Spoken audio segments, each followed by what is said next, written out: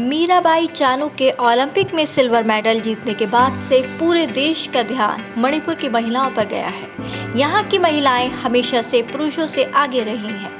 आपको ये जानकर आश्चर्य होगा कि मणिपुर की राजधानी इम्फाल में 500 सालों से महिलाएं खुद अपने बल पर एक ऐसा बाजार चला रही हैं जिसे महिलाओं द्वारा चलाया जाने वाला एशिया का सबसे बड़ा मार्केट भी कहा जाता है।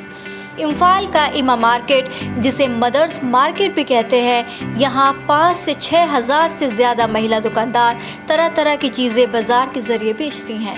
ये बहुत पुराना बाज़ार है जिसका अपना महत्व है। इसके संचालन से लेकर सारा काम महिलाओं के जिम्मे ही है। महिलाओं का चुना गया यूनियन ही तय समय पर इसके प्रशासन संबंधी कामों को संभालता है। अगर कारोबार की बात करें तो यहाँ रोज़ लाखों का कारोबार होता है। मदर्स मार्केट को खैरबंद बाजार या नुपी कैथल भी कहते हैं। मणिपुरी में इसे इमा कैथल मार्केट कहते हैं। कई महिलाएं तो यहाँ पीढ़ियों से दुकानदारी कर रही हैं। यहाँ हर तरह के आइटम बिकते हैं। इस बाजार में पुरुषों की किसी तरह की कोई खास भूमिका नहीं होती। बीबीसी की एक रिपोर्ट कहती है कि शायद ये मार्केट पूरी तरह इसलिए महिलाओं का रहा होगा क्योंकि मणिपुर के मैती जनजाति के पुरुष बड़े पैमाने पर चीनियों और बर्मियों से जंग में लगे रहते थे। इसीलिए महिलाओं के ऊपर ही परिवार की देखरेख की जिम्मेदारी आ गई। यहाँ पर केवल आर्थिक लेन देन ही नहीं बल्कि यहाँ कई बार महिलाएं राजनीतिक स्टैंड भी लेती हैं।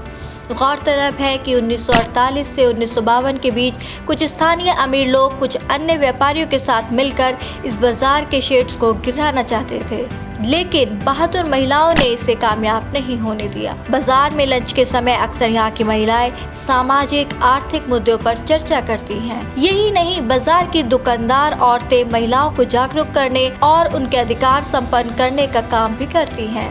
यूं भी मणिपुर में महिलाएं दूसरे राज्यों की तुलना में अधिक अधिकार संपन्न और पुरुषों से आगे लगती हैं। यहाँ कुछ उन औरतों को भी दुकान के लिए जगह अलॉट की जाती है जो विधवा हैं, अकेली हैं या जिनके पति मर गए हैं या मार दिए गए। चूँकि ये बाजार काफ़ी फेमस है, लिहाजा इसे देखने के लिए काफ़ी बड़ी संख्या में टूरिस्ट आते हैं। यहाँ आमतौर पर महिला दुकानदार परंपरागत वस्त्रों फंकेत में नजर आती हैं।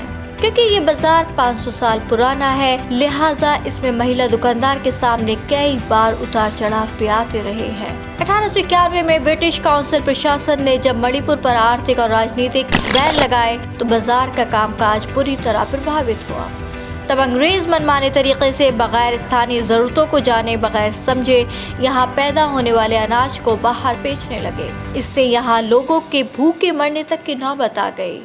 तब इस बाजार की महिलाओं की अगुवाई में ये लड़ाई लड़ी गई। तब अंग्रेजों ने इस बाजार को विदेशी या बाहरी लोगों को बेचने की कोशिश की, जिसका महिलाओं ने और जोर शोर से विरोध किया। जापान ने भारत पर आक्रमण किया, तब अंग्रेजों ने मणिपुर में इस तरह की अपनी गलत गतिविधियों को रोका।